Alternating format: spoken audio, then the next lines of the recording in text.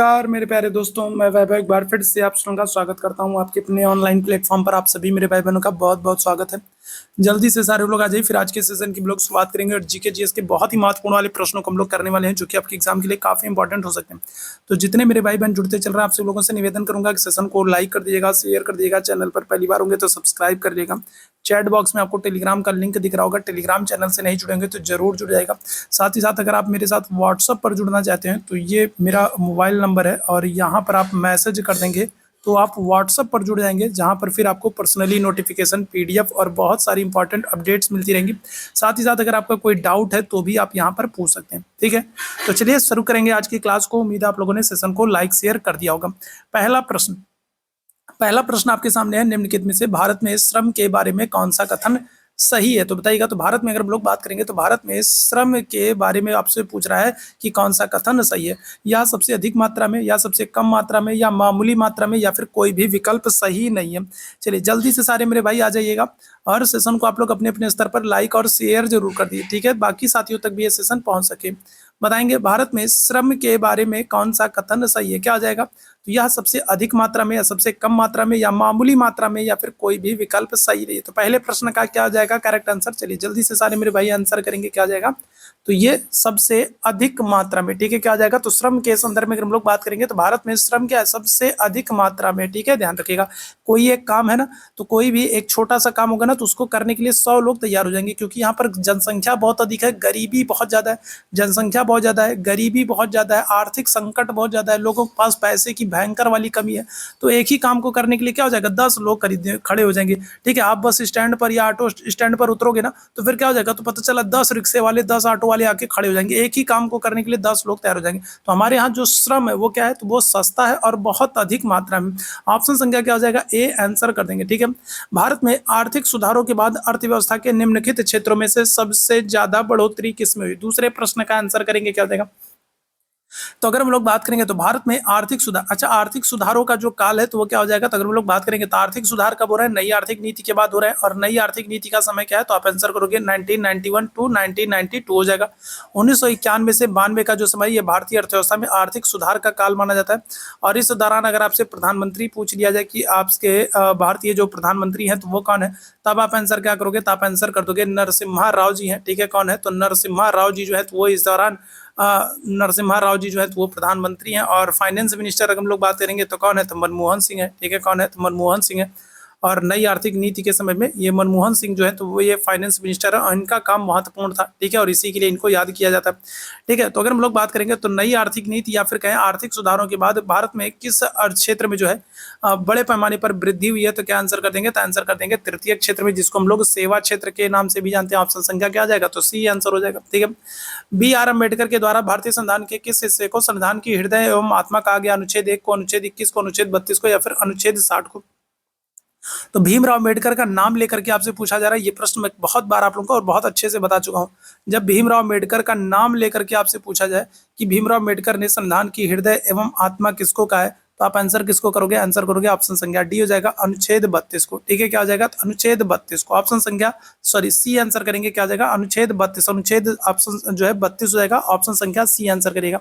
ठीक है, अनुच्छेद 32 को भीमराव अम्बेडकर ने संविधान की हृदय एवं आत्मा का है। ठीक है, अच्छा अगर आपसे पूछ ले कि अनुच्छेद 32 में है क्या, अगर आपसे ये पूछ ले कि आर्टिकल 32 में है क्या, ठीक है, तो आर्टिकल 32 में अगर हम लोग बात करेंगे तो यह है संवैधानिक उपचारों का अधिकार। ठीक है, क्या है? तो अनुच्छेद 32 की अगर हम लोग बात करेंगे तो ये क्या है? तो यह है संवैधानिक उपचारों का अधिकार है। और अनुच्छेद 32 के द्वारा संवैधानिक उपचारों का अधिकार है। और अनुच्छेद 32 के द्वारा अगर हम लोग बात करेंगे तो सुप्रीम कोर्ट, जो हमारी सुप्रीम कोर्ट है, जो सर्वोच्च न्यायालय है, इस सुप्रीम कोर्ट को क्या किया गया? इसको 5 प्रकार की रिट जारी करने का आदेश दिया गया। ठीक है, कितने प्रकार की? तो 5 प्रकार की रिट जारी करने का आदेश दिया गया। ठीक है, 5 प्रकार की सुप्रीम कोर्ट रिट जारी कर सकता है। ठीक है, आगे उनके बारे में कभी बाद में बात करेंगे। बताइएगा, सरकार में राजनीतिक शक्तियों को अधिक से अधिक नागरिकों में विभाजित किया जाता है। तो बताइएगा क्या जाएगा? कौन सी सरकार है जिसमें, अगर हम लोग बात करेंगे, जिसमें राजनीतिक शक्तियों को, कौन सी सरकार है जिसमें राजनीतिक शक्तियों को अधिक से अधिक नागरिकों तक पहुंचाने का काम किया जाता है, नागरिकों में विभाजित करने का काम किया जाता है? कुलीन तंत्र होगा, धन तंत्र होगा, एक तंत्र होगा, या फिर लोकतंत्र होगा? कुलीन तंत्र का मतलब जो लोग कुलीन है, जो बड़े वर्ग वाले लोग हैं, जो उच्च वर्ग वाले लोग हैं, जो ठीक है, राजा महाराजा इस टाइप के लोग हैं, ठीक है, तो वो हो जाएगा आपका कुलीन तंत्र हो जाएगा। जो जमींदार लोग हैं तो उनका शासन क्या हो जाएगा, कुलीन तंत्र है। तो ऐसा तो होगा नहीं, जमींदार लोग सारी शक्तियां अपने पास रखना चाहते हैं। एक तंत्र तो आपका तानाशाही हो जाएगा, किस ये सारी शक्तियां एक ही व्यक्ति के पास हो, तो ये भी नहीं होगा। धन तंत्र, एक ऐसा तंत्र जहां पर क्या हो, जहां पर सारी शक्तियां सिर्फ अमीर लोगों के पास हो, जिनके पास धन हो उनके पास हो, तो ऐसा नहीं होगा। क्या हो जाएगा, करेक्ट आंसर कर देंगे ऑप्शन संख्या डी, लोकतंत्र। लोक का मतलब क्या है, लोक का मतलब लोगों से, तंत्र का मतलब शासन। एक ऐसी शासन व्यवस्था जिसमें क्या हो, जिसमें लोगों की भागीदारी हो, जो जिसमें लोगों की हिस्सेदारी हो, ठीक है। तो ध्यान रखिएगा, ऑप्शन संख्या क्या हो जाएगा, डी हो जाएगा।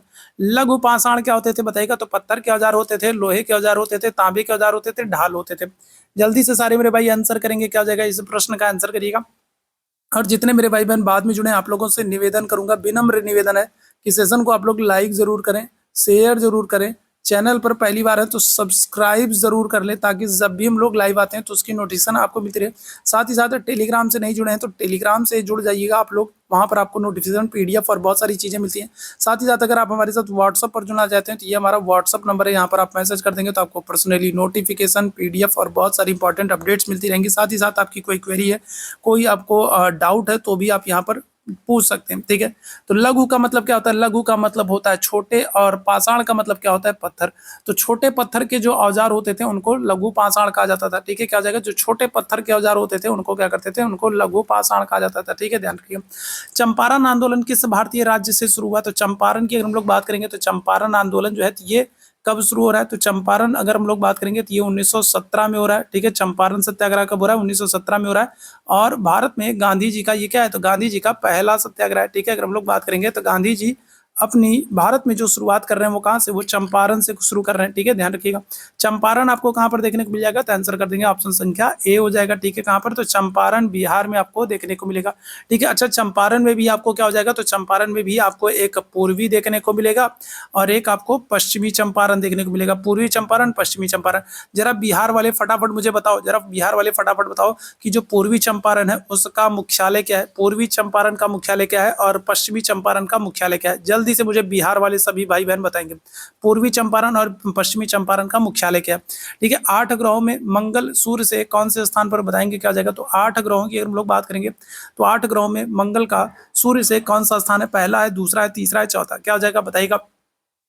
तो अगर हम लोग बात करेंगे, ठीक है, अगर हम लोग बात करेंगे क्या हो जाएगा, तो देखो ये सूर्य है, ठीक है, ये सूर्य है, ठीक है। इसके बाद अगर हम लोग बात करेंगे, ठीक है, चलो ठीक है, जल्दी से बताइएगा आप लोग क्या हो जाएगा, इस प्रश्न का आंसर करेंगे। चलिए जल्दी से बताएंगे आप लोग क्या हो जाएगा। तो देखो यहाँ पर हम लोग बात करेंगे तो ये क्या हो जाएंगे, तो ये तो सूर्य है, ठीक है, ये क्या है, तो ये सूर्य है। सूर्य के सबसे निकट अगर हम लोग बात करेंगे कौन हो जाएगा, तो सूर्य के सबसे निकट बुध हो जाएगा। बुध के बाद अगर हम लोग बात करेंगे कौन है, तो बुध के बाद शुक्र है। शुक्र के बाद अगर हम लोग बात करेंगे कौन है, पृथ्वी है। और पृथ्वी के बाद अगर हम लोग बात करेंगे किसका नंबर आएगा, तो मंगल का नंबर आता है, ठीक है, ध्यान रखिएगा। तो कौन सा स्थान हो जाएगा, तो 1 2 3 4, ठीक है, क्या हो जाएगा, चौथा स्थान है, ठीक है, कौन सा, चौथा स्थान है। और मंगल को क्या करते हैं, तो मंगल को हम लोग लाल ग्रह भी कहते हैं, ठीक है। आयरन ऑक्साइड की वजह से क्या होता है, इसका रंग लाल दिखता है, इसलिए इसको लाल ग्रह भी कहते हैं। सूर्य का चक्कर लगाने वाले सभी 8 ग्रहों के निश्चित पथ को क्या कहा जाता है बताइएगा। चलिए जल्दी से बताएंगे। तो सूर्य का चक्कर अगर हम लोग बात करेंगे तो क्या हो रहा है, तो अगर हम लोग बात करें, देखो ये क्या है, तो ये सूर्य है, ठीक है, क्या है, ये सूर्य है, ठीक। और ये मान लो कोई एक ग्रह है, ठीक है, 8 में से कोई एक ग्रह मान लो। तो ये क्या कर रहा है, तो ये अगर हम लोग बात करेंगे तो ये इस तरीके से क्या करेगा, इस तरीके से क्या करेगा, इस तरीके से अगर हम लोग बात करेंगे तो इस तरीके से ये चक्कर लगाएगा, ठीक है। तो इस तरीके से सूर्य के चारों तरफ क्या होगा, चक्कर लगेगा। तो ये जो चक्कर लगा रहा है इसको क्या कहेंगे, भू आप कहेंगे, कक्षा कहेंगे, परिधि कहेंगे, परिमाप कहेंगे, बताइएगा क्या जगह। तो सूर्य का चक्कर लगाने वाले जो सभी ग्रह हैं तो उनकी जो एक निश्चित पथ पर चक्कर लगा रहे हैं उसको क्या कहेंगे। इस प्रश्न का आंसर करना क्या आ जाएगा, तो आंसर कर देंगे ऑप्शन संख्या सी हो जाएगा। आपने पढ़ा होगा कि सभी जो ग्रह है वो क्या करते हैं, वो अपनी अपनी कक्षा में चक्कर लगाते हैं। ऑप्शन संख्या क्या आ जाएगा, सी आंसर कर देंगे, ठीक है। आगे बढ़ेंगे, मानव आंख के किस भाग पर छवि बनती है बताइएगा। कई बार ये प्रश्न हम लोग कर चुके हैं, बताइएगा मानव आंख के किस भाग पर छवि बनती है, क्या आंसर करेंगे, रेटिना होगा, कार्निया होगा, आंख की नस होगा, या फिर आंख की पुतली हो जाएगी। चलो जल्दी से सारे मेरे भैया लोग आंसर करना, बहुत ही महत्वपूर्ण वाला ये सेशन है। और आप लोगों से निवेदन करूंगा कि सेशन को लाइक और शेयर कीजिए, ठीक है, ताकि बाकी साथियों तक भी ये सेशन पहुंच सके और उनके लिए भी हेल्पफुल हो सके। बताइएगा क्या जाएगा, तो मानव आंख के किस भाग पर छवि बनती है, क्या आंसर कर देंगे, तो आंसर कर देंगे ऑप्शन संख्या ए हो जाएगा, रेटिना पर, ठीक है। कहां पर, तो आंसर क्या कर दोगे, रेटिना पर, ठीक। जिस प्रक्रिया के द्वारा शरीर से अपशिष्ट उत्पादों को हटाया जाता है उस प्रक्रिया को आमतौर पर हम लोग क्या, किस नाम से जानते हैं बताइएगा। तो एक प्रोसेस है जिसके माध्यम से अगर हम लोग बात करेंगे तो हमारे शरीर से जो अपशिष्ट पदार्थ है उनको हटाने का काम किया जाता है। और उसको हम लोग किस नाम से जानते हैं, तो बताइएगा क्या हो जाएगा, प्रजनन होगा, श्वसन होगा, चूषण होगा, या फिर मलोत्सर्जन होगा। तो क्या हो जाएगा, तो मलोत्सर्जन, मल का उत्सर्जन करना। ठीक है, ध्यान रखिएगा। ऑप्शन संख्या क्या कर देंगे, तो सी आंसर कर देंगे। ठीक है। डार्क पेशी डायफ्राम जो कि आंख की पुतली को नियंत्रित करती है, उन्हें क्या कहते हैं, कॉर्निया कहते हैं, सिलियरी मांसपेशियां कहते हैं, आंख की पुतली कहते हैं, क्रिस्टली लेंस कहते हैं। बताएंगे इस प्रश्न का आंसर हो जाएगा सभी मेरे भाई बहन। चलिए जल्दी से बताइएगा क्या हो जाएगा, इस प्रश्न का आंसर करेंगे। चलो जल्दी से सारे भाई आंसर करना, क्या हो जाएगा, चलो जल्दी से बताएंगे। तो डार्क पेशी डायफ्राम जो है, जो कि आंख की पुतली को नियंत्रित करती है, उन्हें क्या कहेंगे, तो आंसर क्या हो जाएगा, तो इनको कहेंगे हम लोग ऑप्शन संख्या क्या हो जाएगा, सी हो जाएगा। ठीक है, क्या हो जाएगा, तो इनको हम लोग कहेंगे ऑप्शन संख्या सी हो जाएगा, आंख की पुतली। ठीक है, क्या करेंगे, तो अगर हम लोग बात कर लेंगे तो आयरिस जो होता है वो कार्निया के पीछे स्थित होता है, और आराम तौर पर अगर हम लोग बात करेंगे तो आंख के रंगीन भाग के रूप में वर्णित होता है। ठीक है, ध्यान रखिएगा। और आयरिस जो है वो रेटिना तक क्या करता है, पहुंचने वाली रोशनी को नियंत्रित करने वाले आकार को नियंत्रित करता है। ठीक है, ध्यान रखिएगा। यहाँ पर अगर हम लोग बात करेंगे क्या हो जाएगा, ऑप्शन संख्या सी आंसर कर दोगे। ठीक है, चलिए आगे बढ़ेंगे अगले प्रश्न की तरफ। किस प्रकार के दर्पण, ठीक है, किस प्रकार के दर्पण हमेशा एक खड़ी तथा आभासी छवि बनाते हैं। जैसे धूप में आप निकलते हो ना, तो धूप में जैसे ही आपकी आंख पर चमक पड़ती है ना, तो आप देखते हो आप तुरंत आंख छोटी कर लेते हो। ठीक है, जैसे धूप, ठीक है, और जैसे स्थिति सामान्य होती है तो फिर क्या करते हैं, आपकी आंख नॉर्मल हो जाती है। तो वो सारी चीजें। किस प्रकार के दर्पण हमेशा एक खड़ी तथा आभासी छवि बनाते हैं, अवतल है, उत्तल है, समतल है, या फिर इनमें से कोई नहीं। इस प्रश्न का आंसर कर दिएगा सभी लोग, बताएंगे क्या हो जाएगा। तो किस प्रकार के दर्पण है जो हमेशा क्या करते हैं, एक खड़ी तथा आभासी छवि बनाते हैं, अवतल होगा, उत्तल होगा, समतल होगा, इनमें से कोई नहीं हो जाएगा। क्या आंसर कर देंगे, तो क्या हो जाएगा, तो अगर हम लोग बात करें ऑप्शन संख्या क्या कर दोगे, तो सी कर दोगे, समतल हो जाएगा। ठीक है, क्या हो जाएगा, तो समतल दर्पण जो है वो हमेशा एक खड़ी तथा आभासी छवि बनाते हैं। ऑप्शन संख्या क्या हो जाएगा, तो सी आंसर कर दीजिएगा। ठीक है, क्या हो जाएगा, ऑप्शन संख्या सी आंसर कर देंगे। आगे बढ़ेंगे अगले प्रश्न की तरफ। किस घटना की वजह से पानी के गिलास में रखा नींबू जो है अपने वास्तविक आकार की तुलना में बड़ा दिखता है। ठीक है, अगर हम लोग बात करेंगे तो कोई नींबू है, तो नींबू हम लोग पानी में घोल करके पीते हैं ना, तो नींबू को पानी में अगर आप घोल दीजिए तो क्या हो जाएगा, तो नींबू जो है वो अपने जो है वास्तविक आकार से क्या होता है, बड़ा दिखने लगता है। तो कारण क्या होता है, क्या हो जाएगा, तो प्रकाश का परावर्तन हो जाएगा, अपवर्तन हो जाएगा, आंतरिक प्रतिबिंब हो जाएगा, मृग तृष्णा हो जाएगा। क्या आंसर हो जाएगा, चलिए इस प्रश्न का आंसर कर देंगे। चलो जल्दी से सारे लोग आंसर कर देंगे, क्या हो जाएगा, इस प्रश्न का आंसर कर देंगे। तो करेक्ट आंसर क्या हो जाएगा, तो आंसर कर देंगे ऑप्शन संख्या बी हो जाएगा, प्रकाश का अपवर्तन हो जाएगा। ठीक है, क्या हो जाएगा, तो प्रकाश का अपवर्तन हो जाएगा। ठीक है, ध्यान रखिएगा। ऑप्शन संख्या क्या हो जाएगा, तो बी आंसर कर देंगे। ठीक, चलिए आगे बढ़ेंगे। MP3 प्रारूप क्या होता है बताएगा, तो MP3 आप लोग गाने मोबाइल में अपने गाने रखते होगे ना, ठीक है, तो या फिर पहले चिप ही पाती थी, अब तो इतनी ज़्यादा मेमोरी मिलने लगी है कि अब तो चिप की जरूरत ही नहीं पड़ती है।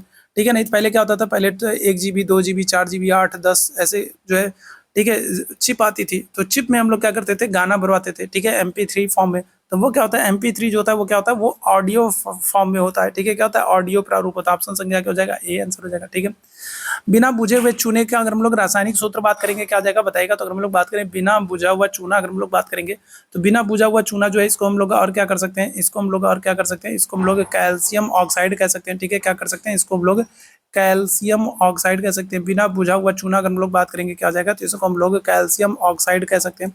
और ये आपको कहाँ पर, तो ये क्या आ जाएगा, तो इसका आंसर करेंगे क्या आ जाएगा, चलिए जल्दी से सारे लोग आंसर करेंगे। तो ऑप्शन संख्या ए हो जाएगा, CaO हो जाएगा। ठीक है, क्या हो जाएगा, तो CaO हो जाएगा। ठीक है, ध्यान रखिएगा। चलिए आगे बढ़ेंगे अगले प्रश्न की तरफ। खारे पानी के पारिस्थितिक तंत्र में की मात्रा सबसे अधिक होती है, तो बताइएगा खारे पानी में अगर हम लोग बात करेंगे तो किसकी खारे पानी के पारिस्थितिक तंत्र में अगर हम लोग बात करेंगे तो किसकी मात्रा सबसे अधिक होती है। चलो इस प्रश्न का आंसर करना क्या हो जाएगा, चलो जल्दी से बताना क्या हो जाएगा। तो खारे पानी में अगर हम लोग बात करेंगे, खारा पानी जैसे समुद्र का आपको देखने को मिलेगा, महासागर का देखने को मिलेगा, और उसमें आपको पता है सबसे ज्यादा मात्रा किसकी देखने को मिलेगी, सबसे ज्यादा मात्रा आपको नमक की देखने को मिल जाएगी। ठीक है, क्या आ जाएगा, ऑप्शन संख्या ए आंसर कर देंगे। खारे पानी में सबसे ज्यादा मात्रा आपको नमक की देखने को मिल जाएगी। निम्नलिखित में से किसको कार्टूनिस्ट कॉमन मैन के चरित्र की ने प्रसिद्धि दी थी, बताइएगा क्या हो जाएगा। तो अगर हम लोग बात करेंगे कौन ऐसा है जिसको कार्टूनिस्ट कॉमन मैन के चरित्र के नाम से प्रसिद्धि मिली है, शेखर गुरेरा है, सुधीर तैलंग है, कुट्टी है, या फिर RK लक्ष्मण। क्या आ जाएगा, इस प्रश्न का आंसर करेंगे क्या आ जाएगा, तो ऑप्शन संख्या डी आंसर कर दोगे, RK लक्ष्मण है। ठीक है, पहले अगर हम लोग बात करेंगे तो जब लोग छोटे थे ना, तो बहुत सारे कार्टून वाली जो है कॉमिक्स टाइप की आती थी ना, जैसे चाचा चौधरी वाली आती थी, और चाचा चौधरी वाले हो गए, ध्रुव हो गए। ठीक है, इस तरीके से कई सारी कॉमिक्स आती थी। ठीक है, अब तो वो सारी चीजें आती नहीं, अब तो जब से मोबाइल आ गया ना, तब सारी चीजें गायब ही हो गई। ठीक है, दो द्विफोक्सी लेंस का आविष्कार बताइएगा किसने किया है, क्या आंसर करेंगे, द्विफोक्सी लेंस का आविष्कार किसने किया, कार्ल बेंज ने किया, बेंजामिन फ्रैंकलिन ने किया, रिचर्ड टेलर ने किया, फिर विलियम हार्वे ने किया। क्या हो जाएगा इस प्रश्न का आंसर करेंगे, चलिए जल्दी हो जाएगा। तो द्विफोक्सी लेंस का आविष्कार किसने किया है, क्या आंसर कर देंगे, तो ऑप्शन संख्या हो जाएगा आपका, क्या आंसर करिएगा, चलिए जल्दी से बताइएगा। द्विफोक्सी लेंस का आविष्कार किसने किया, आंसर कर देंगे, ऑप्शन संख्या बी हो जाएगा, बेंजामिन फ्रैंकलिन हो जाएगा। ठीक है, कौन हो जाएंगे, बेंजामिन फ्रैंकलिन हो जाएंगे। ऑप्शन संख्या क्या करिएगा, तो बी आंसर करिएगा। ठीक है, चलिए आगे बढ़ेंगे। कौन सा एकमात्र खेल है जहां पर राग बोलना अनिवार्य, बताइएगा। तो कौन सा एक ऐसा खेल है जहां पर आपको बोलना अनिवार्य, अगर नहीं बोलेंगे तो काम गड़बड़ हो जाएगा। तो कबड्डी होगा, क्रिकेट होगा, हॉकी होगा या फिर कुश्ती होगा। चलिए जल्दी से इस प्रश्न का आंसर करेंगे। और ठीक है, आप लोग जो है पढ़ने के चक्कर में सेशन को लाइक और शेयर करना भूल गए, तो आप लोगों से निवेदन करूंगा कि जितने मेरे भाई बहन बाद में जुड़े हैं, आप लोग एक बार अपने अपने स्तर पर सेशन को लाइक और शेयर कर दिए। और जितने मेरे भाई बहन पहली बार चैनल पर आए, तो आप लोगों से निवेदन करूंगा कि चैनल को सब्सक्राइब जरूर कर लिए, ताकि जब भी हम लोग लाइव आते हैं तो उसकी नोटिफिकेशन आपको मिलती रहे। ठीक है, तो क्या हो जाएगा, तो देखो क्रिकेट में, हॉकी में, कुश्ती में नहीं बोलोगे काम चल जाएगा, लेकिन कबड्डी में क्या है, कबड्डी में आपको बोलना ही पड़ेगा। ठीक है, ध्यान रखिएगा। मध्य प्रदेश की गुफाएं पूर्व ऐतिहासिक गुफा चित्रों और भित्ति चित्रों का बेहतरीन उदाहरण। तो मध्य प्रदेश में अगर हम लोग बात करेंगे, तो मध्य प्रदेश में पाषाणकालीन गुफा चित्र के प्रमाण मिलते हैं, और ये कहाँ से मिलेंगे, अजंता से, एलोरा से, भीमबेटका से, एलिफेंटा से। बहुत ही महत्वपूर्ण वाले ऐसे क्वेश्चन हैं, और ये सारे ऐसे क्वेश्चन है ना जो बार बार आपके एग्जाम में पूछे जाते हैं, तो काफी इंपॉर्टेंट है ये। बताइएगा क्या जाएगा, तो मध्य प्रदेश में अगर हम लोग बात करेंगे तो पाषाणकालीन गुफा चित्रों के प्रमाण मिलते हैं, और कहाँ से मिलेंगे, आंसर कर दोगे, सी ऑप्शन हो जाएगा, भीमबेटका से। ठीक है, कहाँ से, तो भीमबेटका, मध्य प्रदेश में भीमबेटका, और यहाँ से पाषाणकालीन गुफा चित्रों के प्रमाण मिलते हैं। ठीक है, खिलाफत आंदोलन किस वर्ष से प्रारंभ हुआ, क्या आंसर करेंगे, तो 1922 है, 1923 है, 1920 है या फिर 1921। देखो खिलाफत आंदोलन की अगर हम लोग बात करें, तो खिलाफत आंदोलन जो है ये शुरू हो रहा है कब, ये शुरू हो रहा है 1919 में। ठीक है, कब शुरू हो रहा है, प्रथम विश्व युद्ध जो है आपका ये 1918 में समाप्त हो रहा है, और उसके तुरंत बाद अगर हम लोग बात करेंगे तो खिलाफत आंदोलन शुरू हुआ था। ठीक है, अब लेकिन क्योंकि यहाँ पर 1919 ऑप्शन में नहीं है, तो जो सबसे निकट वाला ऑप्शन होगा हम उसके साथ जाएंगे। क्या आंसर करेंगे, तो ऑप्शन संख्या सी आंसर कर देंगे। क्या आ जाएगा, तो ऑप्शन संख्या सी आंसर कर देंगे, 1920 कर देंगे। ठीक है, हालांकि शुरू कब हुआ है, तो 1919 में शुरू हुआ है, और किसने शुरू किया है, तो क्या आंसर करेंगे, तो आंसर कर देंगे किसको, किसको आंसर कर देंगे, तो अली बंधुओं को। ठीक है, ध्यान रखिएगा कौन है, तो अली बंधु अगर हम लोग बात करेंगे तो कौन है, तो अली बंधु है। इन्होंने क्या किया है, तो इन्होंने, अली बंधुओं ने, ठीक है, खिलाफत आंदोलन को शुरू किया था। ठीक है, ध्यान रखिएगा। आगे बढ़ेंगे अगले प्रश्न की तरफ। An introduction of the dreamland नामक पुस्तक के लेखक कौन है, महात्मा गांधी, भगत सिंह, जवाहरलाल नेहरू, लाल बहादुर शास्त्री। बताइएगा, तो an introduction of the dreamland नामक पुस्तक किसकी है, इस प्रश्न का आंसर करिएगा सभी मेरे भाई बहन। चलिए जल्दी से बताएंगे क्या जाएगा, चलिए जल्दी से सारे लोग आंसर करेंगे क्या जाएगा। तो महात्मा गांधी है, भगत सिंह है, जवाहरलाल नेहरू या फिर लाल बहादुर शास्त्री। आंसर क्या हो जाएगा, तो आंसर कर देंगे ऑप्शन संख्या बी हो जाएगा, भगत सिंह की पुस्तक है, an introduction of the dreamland. Option संख्या क्या हो जाएगा, बी आंसर कर दोगे, भगत सिंह। ठीक है, भगत सिंह के संदर्भ में आपको याद रखना है कि इनको जो है, ठीक है, क्या हो रहा है, इनको 23 मार्च 1931 को फांसी दे दी जा रही है। ठीक है, क्या हो रहा है, 23 मार्च 1931 को फांसी दे दी जा रही है। ठीक है, कब, 23 मार्च 1931 को। और 23 मार्च को हम लोग क्या करते हैं, तो 23 मार्च को हम लोग एक तो शहीद दिवस मनाते हैं। 23 मार्च को एक तो हम लोग क्या करते हैं, एक तो हम लोग शहीद दिवस मनाते हैं, और दूसरा आपको क्या याद रखना है, 23 मार्च को हम लोग विश्व मौसम विज्ञान दिवस मनाते हैं। ठीक है, क्या करते हैं, तो 23 मार्च को अगर हम लोग बात करेंगे तो क्या हो जाएगा, तो विश्व मौसम विज्ञान दिवस मनाते हैं। ठीक है, याद रखेंगे, इंपॉर्टेंट है आप लोगों के लिए। ठीक है, इंपॉर्टेंट है आप लोगों के लिए। आगे बढ़ेंगे अगले प्रश्न की तरफ। अगला प्रश्न आपके सामने है। अगला प्रश्न कह रहा है, एक पारिस्थितिक तंत्र की खाद्य श्रृंखला में जीवों के अंतिम समूह बैक्टीरिया और कवक होते हैं, जिन्हें क्या कहते हैं, बताएगा। तो खाद्य श्रृंखला में अगर हम लोग बात करेंगे तो सबसे अंतिम घटक की बात कर रहा है, सबसे अंत में, सबसे लास्ट में जो होते हैं वो आपके कौन होते हैं, तो सबसे लास्ट में जो होते हैं वो होते हैं आपके बैक्टीरिया समूह वाले होते हैं, बैक्टीरिया और कवक होते हैं। और इन्हें क्या कहते हैं, तो इन्हें उत्पादक कहेंगे। उत्पादक तो बिल्कुल नहीं कहेंगे, क्योंकि उत्पादक क्या होता है, उत्पादक जो है तो ये तो सबसे पहले होते हैं। उत्पादक में कौन आते हैं, उत्पादक में पेड़ पौधे आते हैं। ठीक है, तो उत्पादक तो सबसे पहले होते हैं, जो अपना भोजन क्या कर रहे हैं, जो अपना भोजन जो है वो स्वयं बना रहे हैं। पेड़ पौधे ये उत्पादक में आते हैं। ठीक है, ध्यान रखिएगा, पेड़ पौधों को अगर हम लोग बात करेंगे तो पेड़ पौधे जो होते हैं तो ये उत्पादक की श्रेणी में आते हैं। ठीक है, इसके बाद अगर हम लोग बात करेंगे तो इसके बाद कौन आते हैं, तो इसके बाद आपके शाकाहारी आते हैं। शाकाहारी के बाद कौन आते हैं, मांसाहारी होता है। और जो मांसाहारियों से बच जाता है वो क्या होता है, वो आपके अपघटक में आते हैं। ऑप्शन संख्या क्या कर दोगे, तो ए आंसर कर दोगे, क्या हो जाएंगे, अपघटक में। ठीक है, निम्नलिखित में से किस मृदा की ढुलाई गुरुत्वाकर्षण के कारण होती, बताइएगा। तो किस मृदा की ढुलाई अगर हम लोग बात करेंगे तो गुरुत्वाकर्षण के कारण होती, कौन सी मिट्टी है जिसकी ढुलाई गुरुत्वाकर्षण के कारण होती, वातोड़ मृदा होगी, मिश्रोड़क मृदा होगी, जलोढ़ मृदा होगी या फिर हिमनद मृदा होगी। तो क्या हो जाएगा, तो कौन सी मिट्टी है जिसकी ढुलाई गुरुत्वाकर्षण के द्वारा होती है? आंसर क्या करेगा, तो आंसर करेंगे ऑप्शन संख्या डी हो जाएगा, हिमनद मृदा है जो। ठीक है, ध्यान रखिएगा, पहाड़ी क्षेत्रों में जो बर्फ होती है, जो हिमनद होती है, जो उसके द्वारा जो मृदा होती है, तो वो क्या होती है, तो गुरुत्वाकर्षण के कारण होती है। ठीक है, ध्यान रखिएगा, उसकी ढुलाई होती है। ऑप्शन संख्या क्या करेंगे, तो डी आंसर करेंगे। ठीक है, आगे बढ़ेंगे अगले प्रश्न की तरफ। सरफेस मेल्चिंग, इसका अर्थ क्या होता है बताएगा, तो सरफेस मेल्चिंग की बात करेंगे तो इसका अर्थ क्या होता है, सरफेस मेल्चिंग आपसे पूछ रहा है। सरफेस मेल्चिंग जो है, तो निम्न में से किसका उदाहरण क्या हो जाएगा, यांत्रिक और कृषि विज्ञान, मृदा तथा जल संरक्षण, वाटर शेड आधारित प्रबंधन प्रणाली, संसाधन संरक्षण तकनीकें, या फिर टंकियों के जरिए जल संचयन। क्या हो जाएगा, सरफेस मल्चिंग की बात करेंगे, बताएगा। चलिए जल्दी से सारे मेरे भाई आंसर करेंगे, क्या हो जाएगा, चलो जल्दी से बताएंगे। सरफेस मेल्चिंग क्या हो जाएगा, तो आंसर क्या कर देंगे, तो संसाधन संरक्षण तकनीक है। ऑप्शन संख्या क्या हो जाएगा, सी आंसर कर देंगे। ऐसे संसाधन जिससे क्या हो सके, जिससे हम संसाधनों का संरक्षण कर सके। ठीक है, ध्यान रखिएगा, ऑप्शन संख्या क्या हो जाएगा, तो सी आंसर कर देंगे। ठीक, आगे बढ़ेंगे अगले प्रश्न की तरफ। एलोरा में अगर हम लोग बात करें तो एलोरा में स्थित कैलाशनाथ मंदिर है। ठीक है, कौन सा, तो अगर हम लोग एलोरा की बात करेंगे तो एलोरा में कैलाशनाथ मंदिर है, और मामल्लपुरम में अगर हम लोग बात करेंगे तो सौर मंदिर है। और इन दोनों के बीच में समानता क्या है, तो ये आप लोगों से पूछ रहा है, बताइएगा क्या हो जाएगा। अच्छा, एलोरा की कैलाशनाथ मंदिर की अगर हम लोग बात करें, ध्यान से सुनिएगा, एलोरा के कैलाशनाथ मंदिर की बात करेंगे तो इसका निर्माण किसने कराया, इसका निर्माण कराया राष्ट्रकूटों ने। एलोरा का जो कैलाशनाथ मंदिर है, इसका निर्माण किसने कराया, तो इसका निर्माण कराया राष्ट्रकूटों ने। और अगर हम लोग मामल्लपुरम की बात करेंगे तो मामल्लपुरम में जो सौर मंदिर है, इसका निर्माण किसने कराया, इसका निर्माण कराया पल्लव राजाओं ने। ठीक है, किसने, तो पल्लव राजाओं ने मामल्लपुरम में सौर मंदिर का निर्माण कराया। तो दोनों चीजों को ध्यान रखिएगा। और दोनों में समानता क्या है, दोनों ही नागर वास्तुकला के उदाहरण है। तो ऐसा बिल्कुल नहीं होगा, क्यों, क्योंकि नागर वास्तुकला के जो मंदिर होते थे या जो भवन होते थे, वो उत्तर भारत में बनते थे। ठीक है, दोनों ही गुप्त काल के हैं। तो मैंने आप लोगों को बता दिया, गुप्त काल के तो होंगे ही नहीं। ठीक है, क्यों, क्योंकि एलोरा जो कैलाश मंदिर है वो राष्ट्रकूट के समय में बन रहा है, और मामल्लपुरम वाला जो है वो पल्लव काल में बन रहा है। तो दोनों गुप्त काल के हैं, तो ये नहीं होगा। दोनों ही पल्लव राजाओं के संरक्षण में बने हैं, तो ये भी गलत हो जाएगा। क्या हो जाएगा, आंसर हो जाएगा आपका ऑप्शन संख्या बी, दोनों ही ठोस चट्टानों से बने हैं। ठीक है, ध्यान रखिएगा, ऑप्शन संख्या क्या हो जाएगा, तो बी आंसर हो जाएगा। ठीक, आगे बढ़ेंगे। 1885 में भारतीय राष्ट्रीय कांग्रेस के पहले अध्यक्ष कौन थे? आपको पता है 1885 में भारतीय राष्ट्रीय कांग्रेस की स्थापना हो रही है। ठीक है, और कांग्रेस की स्थापना जो है वो संस्थापक कौन है, तो क्या आंसर करोगे, तो आंसर करोगे ए ओ ह्यूम जो है, ए ओ ह्यूम जो है, तो ये भारतीय राष्ट्रीय कांग्रेस के संस्थापक हैं। ठीक है, क्या है, तो ये संस्थापक है। और पहली बैठक जो हो रही है वो हो रही है कहाँ पर, तो वो 1885 में हो रही है, और कहाँ पर हो रही है, बम्बई में हो रही है।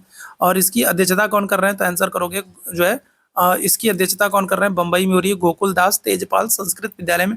और इसकी अध्यक्षता कौन करेंगे, तो आंसर कर दोगे ऑप्शन संख्या बी हो जाएगा, WC बनर्जी हो जाएंगे। ऑप्शन संख्या बी आंसर करेंगे। ठीक है, निम्नलिखित में से किसे लोकप्रिय रूप में प्राचीन भारत के नेपोलियन के रूप में जानते हैं, बताइए। तो प्राचीन भारत का नेपोलियन किसे कहा जाता है? चलो जल्दी से इस प्रश्न का आंसर करेंगे भैया। चलिए जल्दी से सारे मेरे भाई आंसर करेंगे, क्या हो जाएगा।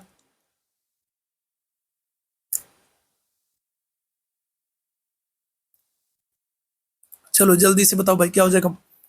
चलिए जल्दी से बताइएगा क्या हो जाएगा। तो किसे प्राचीन भारत के नेपोलियन के रूप में जाना जाता है, क्या आंसर कर देंगे।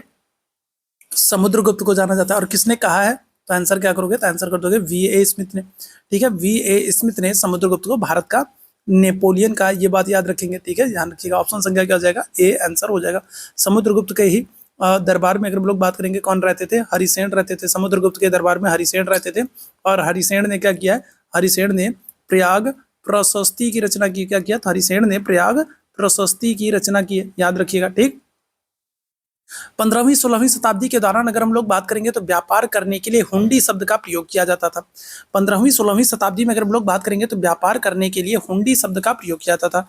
हुंडी का अर्थ क्या होता था, ये आप लोगों को बताना है। सामान खरीदने के लिए इस्तेमाल की जाने वाली मुद्रा, धन रखने के लिए प्रयुक्त एक प्रकार का बैंक, बाजार जहां सामान की अदला बदली की जाती थी, या फिर विनिमय पत्र होता था। तो क्या हो जाएगा, इस प्रश्न का आंसर करेंगे।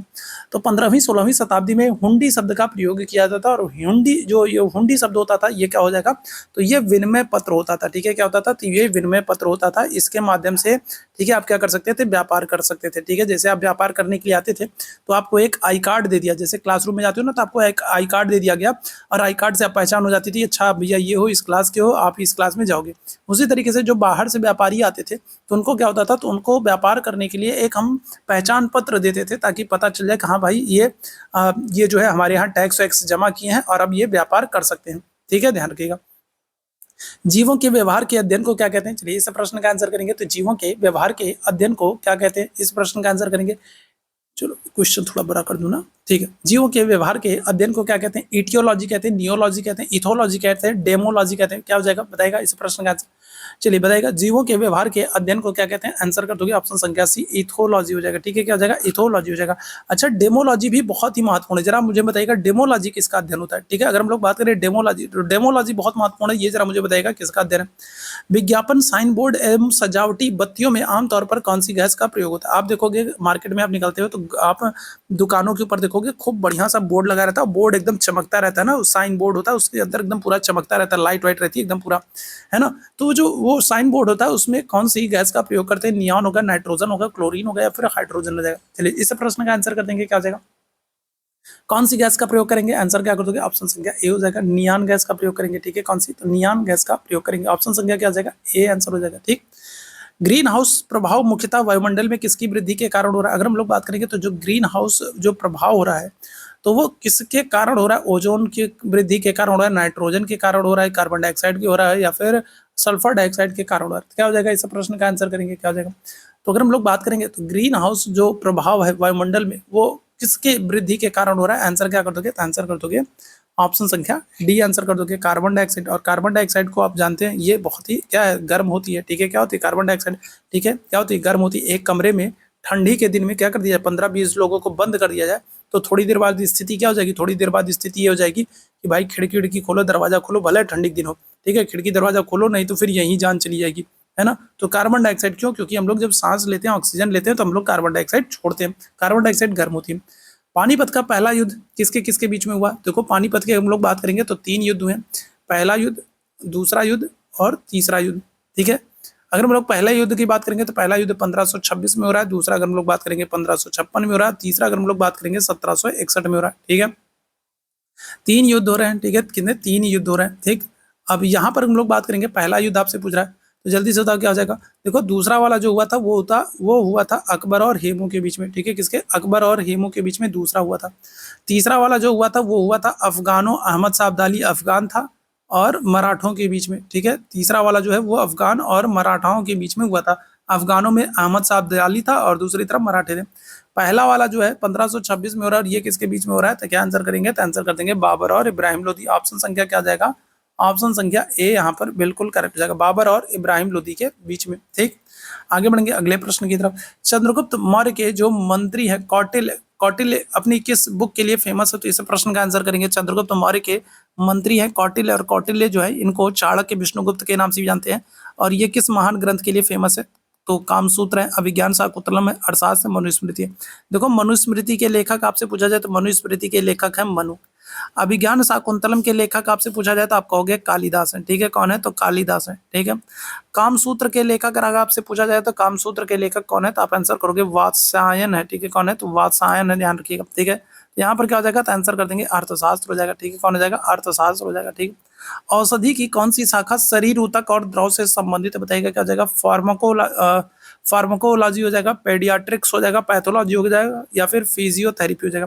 तो औषधि की कौन सी शाखा शरीर ऊतक और द्रव से संबंधित है? इस प्रश्न का आंसर करेंगे। सेशन अगर पसंद आ रहा हो तो सेशन को लाइक और शेयर जरूर कीजिए और लास्ट तक बने रहिए और आपको एक अंदाजा लग जाएगा कि आप आने वाले एग्जाम को लेकर के किस हद तक तैयार हैं और कौन सी अभी भी आपको किस हद तक तैयारी करनी है या फिर क्या करना है क्या नहीं करना। तो एक आपको आंकलन, आपका अंदाजा आपको लग जाएगा, ठीक है। तो लास्ट तक बने रहिएगा और कमेंट करके जरूर बताइएगा लास्ट में मुझे कि आज का सेशन आप लोगों को कैसा लगा। करेक्ट आंसर क्या हो जाएगा? ऑप्शन संख्या सी कर दोगे, पैथोलॉजी कर दोगे, ठीक है। क्या कर दोगे? पैथोलॉजी कर दोगे, ठीक है। द्रव्यमान, लंबाई और समय का अंतरराष्ट्रीय एसआई प्रणाली में मात्रक क्या होगा? बताएगा। तो द्रव्यमान, लंबाई और समय का, ठीक है, एसआई मात्रक आपसे पूछ रहा है। चलिए जल्दी से सारे मेरे भाई आंसर कर देंगे, क्या आ जाएगा? चलिए जल्दी से, द्रव्यमान, लंबाई और समय का एसआई मात्रक पूछ रहा है, क्या आंसर कर देंगे? तो आंसर कर दोगे ऑप्शन संख्या ए हो जाएगा, किलोग्राम मीटर सेकेंड हो जाएगा, ठीक है। क्या हो जाएगा? किलोग्राम मीटर सेकेंड हो जाएगा, ठीक है। दक्षिण पश्चिम मानसून से भारत के पूर्वी तट की अपेक्षा पश्चिमी तट पर अधिक वर्षा होती है, कारण क्या है? अगर हम लोग बात करें, जैसे देखो ये हमारा भारत है, ठीक है, क्या है? तो ये हमारा भारत है, ठीक है। और यहाँ पर हम लोग बात कर लें इस प्यारे भारत की, अगर हम लोग अपने प्यारे भारत की बात कर लें तो आपसे क्या कह रहा है? दक्षिणी पश्चिम, दक्षिणी पश्चिम मानसून मतलब ये वाला मानसून। तो इस दक्षिणी पश्चिमी मानसून से अगर हम लोग बात करेंगे तो आपसे कह रहा है पश्चिमी तट पर, इस वाले तट पर ज्यादा वर्षा होती है, कारण क्या है? दक्षिणी पश्चिमी मानसून से पश्चिमी तट पर वर्षा ज्यादा होती है, कारण क्या है? पूर्वी तट की अपेक्षा यह तट सीधा है, पश्चिमी तट हवा को रोकता है जिससे बारिश होती है, पूर्वी तट पश्चिमी तट से चौड़ा है, पूर्वी घाट हवा की दिशा के समानांतर है। क्या हो जाएगा, इसे प्रश्न का आंसर कर देंगे, क्या हो जाएगा। तो अगर हम लोग बात करेंगे तो आंसर कर दोगे ऑप्शन संख्या बी, पश्चिमी घाट जो होता है वो क्या करता है, हवा को रोक लेता है, जिसकी वजह से बारिश हो रही है। अब जैसे देखो इधर से मानसून जा रहा है, तो ये मानसून क्या होगा, तो यहाँ पर पश्चिमी घाट, और पश्चिमी घाट क्या कर लेगा, इस पूरे मानसून को क्या कर लेगा, मानसून को रोक लेगा। मानसून जो है वो टकरा करके क्या होगा, यहीं से पानी बरसा देंगे, ठीक है, आगे जाने ही नहीं देगा, भैया आगे नहीं जाना है, ठीक है, ध्यान रखिएगा। आगे बढ़ेंगे, निम्न में से किस शहर में उत्तर प्रदेश की एकमात्र ऑयल रिफाइनरी है। देखो अगर आपसे बिहार में पूछा जाए तो बिहार में क्या कहोगे, तो बिहार में कहोगे बेगूसराय में, ठीक है, कहाँ पर, तो बिहार में अगर हम लोग बात करेंगे कहाँ पर, तो बिहार में बेगूसराय में तेल शोधनशाला है बरौनी, ठीक है, नाम सुना होगा आप लोगों ने, ठीक है, क्या हो जाएगा। तो अगर हम लोग बात करेंगे तो बिहार के बेगूसराय में अगर हम लोग बात करेंगे तो बरौनी तेल शोधनशाला। उसी तरीके से उत्तर प्रदेश के शहर में अगर हम लोग बात करेंगे कहाँ पर, तो क्या आंसर कर दोगे, तो उत्तर प्रदेश में कहाँ पर है, मथुरा में, ऑप्शन संख्या बी आंसर हो जाएगा, ठीक है। और अगर बिहार में नहीं जानते हो तो आइए ना एक बार अपने बिहार में, है ना। किसे बनारस हिंदू विश्वविद्यालय की स्थापना का श्रेय जाता है, तो बताइएगा क्या हो जाएगा। तो बनारस हिंदू विश्वविद्यालय स्थापना कब हो रही है, 1916 में हो रही है। बनारस हिंदू विश्वविद्यालय की बात करेंगे, स्थापना 1916 में हो रही है, और कौन कर रहे हैं, क्या आंसर कर देंगे, आंसर हो जाएंगे राजा राम मोहन राय, सैयद अहमद खान, जवाहरलाल नेहरू या फिर मदन मोहन मालवीय। आंसर क्या हो जाएगा, ऑप्शन संख्या डी हो जाएगा, मदन मोहन मालवीय जी। इन्होंने क्या किया है, इन्होंने 1916 में बीएचयू की स्थापना की है, ठीक है, ध्यान रखिएगा, ठीक। आगे बढ़ेंगे, चार शेरों वाला शेर अगर हम लोग बात करेंगे, जिसको भारत सरकार ने राजकीय चिन्ह के रूप में अंगीकृत किया है, तो ये कहाँ पर आपको देखने को मिलेगा। तो चार सिरों वाला शेर अगर हम लोग बात करेंगे, जिसको भारत सरकार ने राज्य चिन्ह के रूप में अंगीकृत किया है, वो कहाँ पर है, आगरा है, मथुरा है, सारनाथ है, वृंदावन है। क्या हो जाएगा, क्या आंसर कर देंगे, तो आंसर हो जाएगा आपका सारनाथ में, अशोक स्तंभ से, ठीक है, कहाँ से, तो सारनाथ में अगर हम लोग बात करेंगे तो अशोक स्तंभ से आपको पता है कि हमने राजकीय चिन्ह लिया है, ठीक है।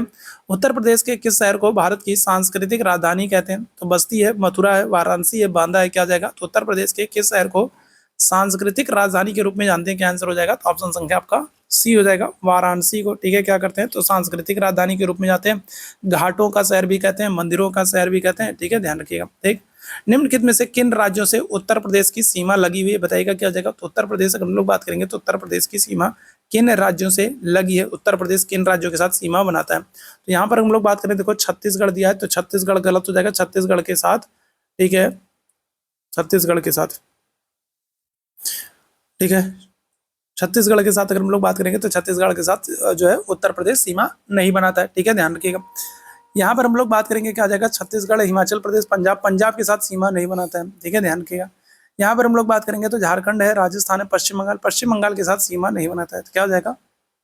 हाँ, इस तरीके से तो सब गलत हो गए भाई।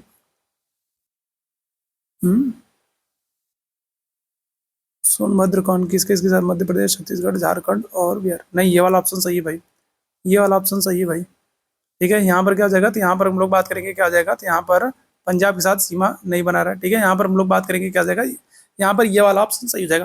देखो उत्तर प्रदेश का आप मैप देखते हो ना, तो उत्तर प्रदेश का जो मैप देखते हो तो ये वाला एक हिस्सा है, ठीक है, ये वाला हिस्सा, तो ये कौन सा है, तो ये है सोनभद्र, ठीक है, कौन है, तो ये अगर हम लोग बात करेंगे कौन है, सोनभद्र।